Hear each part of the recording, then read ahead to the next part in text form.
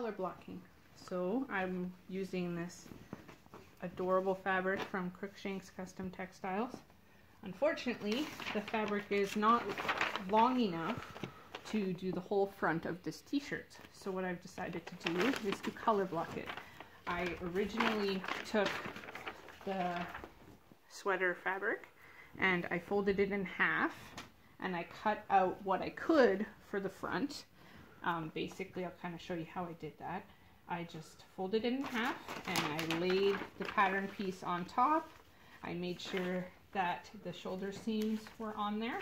That gave me about half of this pattern piece.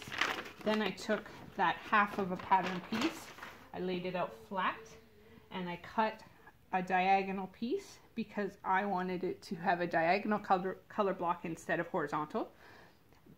But to do that, I wanted it around where the arm scythe, sorry, I can't say that word, is.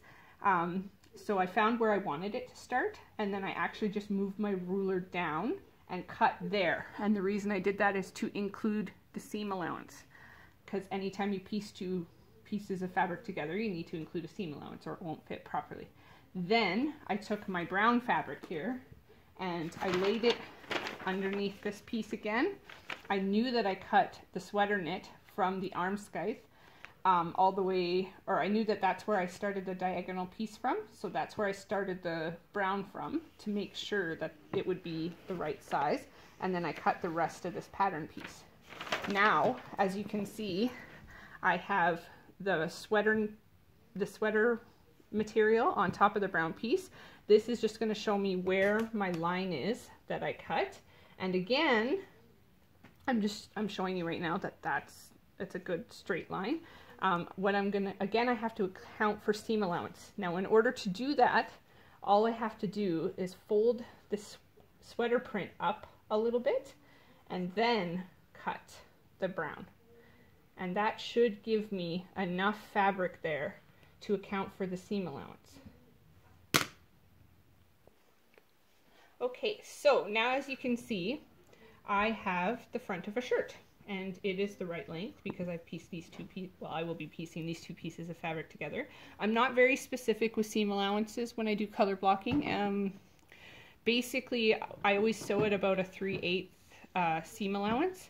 So I kind of just eyeball it. As you can see here, all I did was fold it up a little bit and cut from there. As long as you include a little bit, you should be fine. Now, to piece these two pieces together, I'm not actually going to sew them on camera, but to piece them together, all I would do is I would take and put right sides together. So I'm going to kind of flip this one up. I'll show you that one more time.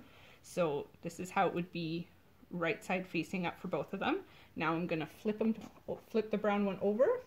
I would always start on this end for sewing, because that's going to be the trickier end to piece together.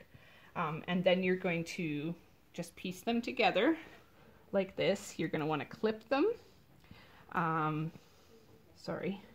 And away you go. I sew with a lightning bolt, and I always sew on a sewing machine. And then once it's pieced together, you would fold it out, iron it, and then do some top stitching. The top stitching just makes sure that the seam will lay flat.